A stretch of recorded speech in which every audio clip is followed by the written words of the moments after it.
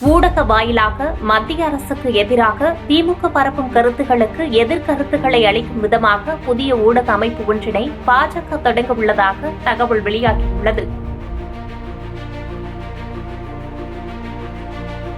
அடுத்து யார் ஆட்சியை அமைப்பார் என இன்டர்நெட்டில் மக்கள் ஒப்பீனியன் கேட்கும் அளவிற்கு இன்டர்நெட் கலாச்சாரம் மக்கள் மத்தியில் பரவலாகி வரும் சூழலில் ஒவ்வொரு கட்சிகளும் தேர்தல்களை எதிர்கொள்ளும் விதமாக தங்களது ஆட்சியில் நிகழ்த்தப்பட்ட வளர்ச்சி திட்டங்கள் குறித்தும் எதிர்க்கட்சிகளின் தவறுகளை சுட்டிக்காட்டும் விதமாகவும் மக்களுக்கு எடுத்துரைக்கும் வகையில் பல்வேறு ஊடக அமைப்புகளை தொடங்குவதை வழக்கமானதாக கொண்டுள்ளன. அதன்படி தமிழ்நாட்டில் அடுத்த ஆண்டு நடைபெறவுள்ள சட்டமன்ற தேர்தலுக்காக அனைத்து கட்சிகளும் சமூக ஊடகங்கள் மிக முக்கியமானவை என்பதை அறிந்து ஊடக அமைப்புகளை தொடங்குவதில் ஆர்வம் காட்டி வருகின்றனர். ஆனால் மற்ற கட்சிகளெல்லாம் ஊடக அமைப்பை தொடங்குவது குறித்து சிந்தித்து வரும் நிலையில் திமுக மட்டும் முன்கூட்டியே பெண் எனும் ஊடக அமைப்பினை தொடங்கி தங்களது ஆட்சியின் சிறப்புகளை எடுத்துரைத்து வருகிறது.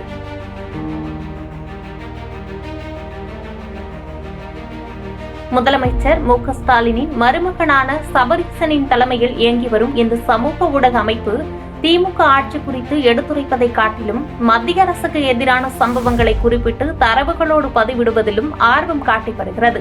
பாஜக தலைமைக்கு இந்த பெண் சமூக ஊடக அமைப்பு எரிச்சலையூட்டி வந்த நிலையில் அதற்கு போட்டியாக மென் என்ற பெயரில் புதிய சமூக ஊடக அமைப்பை தொடங்க ஆர்வம் காட்டி வருகிறது.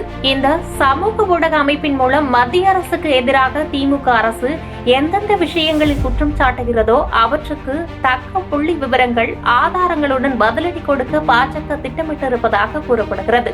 திமுக வைக்கும் குற்றச்சாட்டுகளுக்கு பாஜக செய்தி தொடர்பாளர்கள் மற்றும் வலதுசாரி கருத்தாளர்களை கொண்டு இந்த மென் அமைப்பின் பதில் கொடுக்கும் வகையில் பாஜக திட்டம் ஒன்றை வைத்திருப்பதாகவும் கூறப்படுகிறது. இந்த பணிகளை ஒருங்கிணைப்பதற்காக டெல்லியிலிருந்து ஆசீர்வாதம் ஆச்சாரி, சென்னையிலிருந்து பாஜக மாநில துணைத் தலைவர் கரு நாகராஜன், செய்தி தொடர்பாளர் ஸ்ரீகாந்த் ஆகியோர் தீவிரமாக ஈடுபட்டு வருவதாகவும் தகவல் வெளியாகியுள்ளது. செய்திகளை உடனுக்குடன் தெரிந்து கொள்ள கீழ்கண்ட கேபிள் மற்றும் டிடிஎச் நெட்வொர்க்குகளில் எம்நாடு செய்தி தொலைக்காட்சியை காணுங்கள். பாதகம் செய்பவரை கண்டால் நாம் பயம் கொள்ளலாகாது பாப்பா, மோதி மிதித்துவிடு பாப்பா, அவர் முகத்தில் உமிழ்ந்துவிடு பாப்பா. அண்மை செய்திகளை உடனுக்குடன் தெரிந்து கொள்ள இணைந்திருங்கள் எம்நாடு தொலைக்காட்சியுடன்.